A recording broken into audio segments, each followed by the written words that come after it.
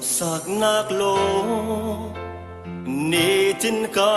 kol to rum nak le cho va lo ka kol to man se hi ka du big nang mahal hi ka cha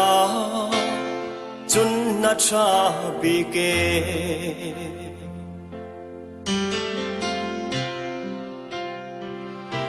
kanun na khi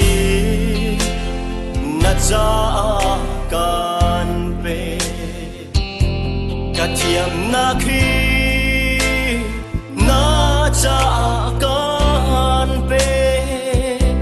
kan nei ro su le ka chan sung na zong hi na cha kan pe ke bồi ba phiền tên ngân chín hi cần đủ tu kê na giang pha na li na tut na na hi ngal phiang i la nang ka kal ta ti ha lo phiền tên ngal chín hi cần đủ tu kê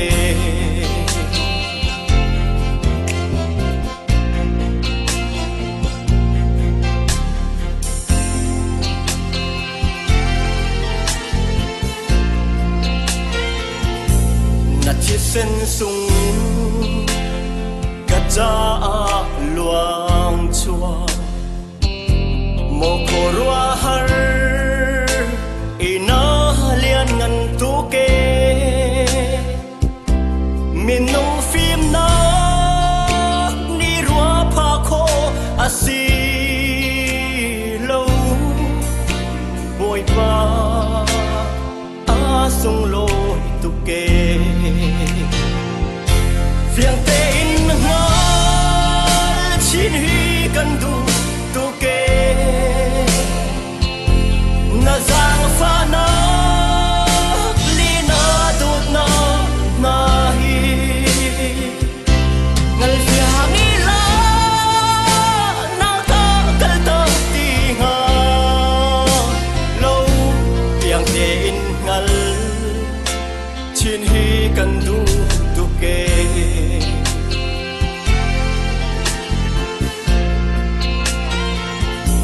mi dang cha dam nak na pek na mat se nang cha dam na ka lo mo khorwa har lian ngan mi na tot na khi ka cha chuna sang tuk sing san ne phiang te in ngal